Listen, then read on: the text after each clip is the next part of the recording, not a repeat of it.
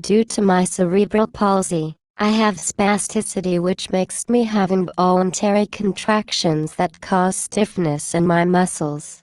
When I was 8, I had a pump device surgically implanted in my lower abdomen that delivers a medication called baclofen directly into my spinal canal via a shunt line. Baclofen relaxes my muscles, giving me 24/7 relief. After many years, the shunt line became clogged, making it hard to get baclofen to the appropriate place in my spine. With the ease from my doctor saying it would be a simple surgery, I set the surgery date to be July 26, 2021, with no worries in mind. The actual surgery to unclog the shunt line was successful.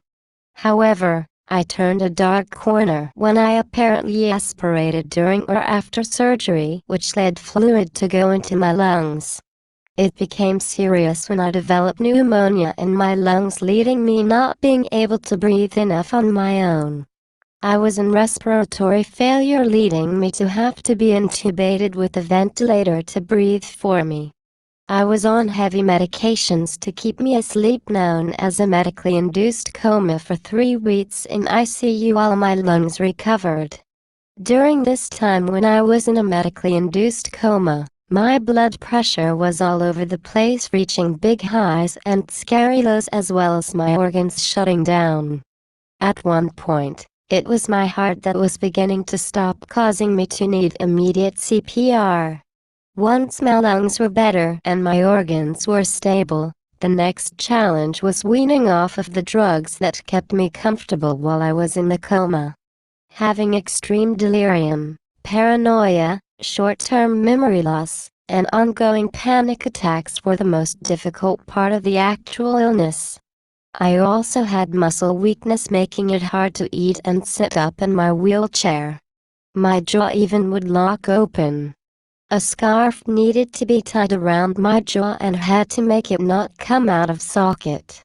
In addition, I had trouble sleeping due to awful nightmares and hallucinations.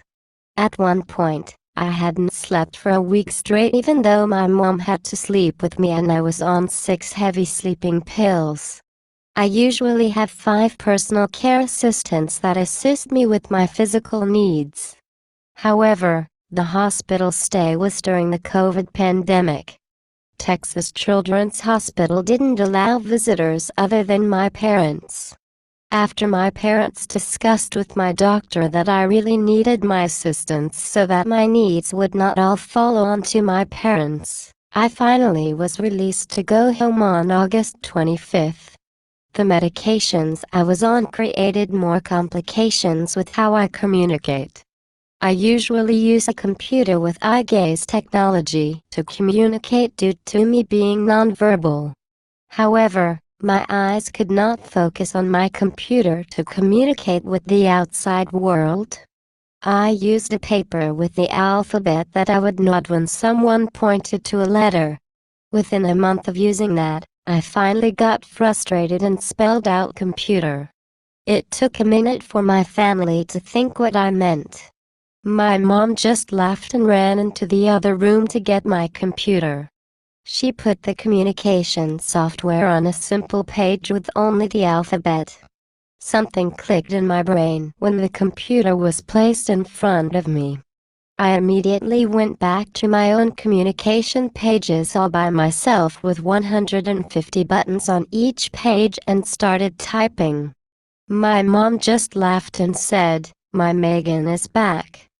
Being in a coma for a month, my muscles were very weak. Now that I had my voice back, I was eager to get back to myself and how strong I was before the coma. I started doing physical therapy twice a week.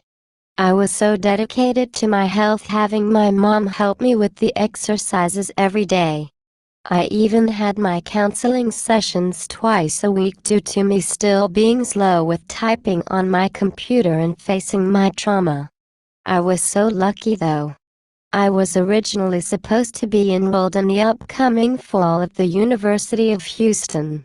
When my mother called the university in tears saying I would need to take the fall semester off to allow me to fully recover, they said absolutely without charging me a cancellation fee. They even ensured us that my handicapped dorm would still be there when I returned to school in the spring. My boss even kept my job after hearing what happened. By the time the spring semester rolled about, I was ready to move into my dorm and resume my place at the university. I was able to get back to my regular activities such as horseback riding. I even went skiing again. Yep, I have definitely beaten a coma and death.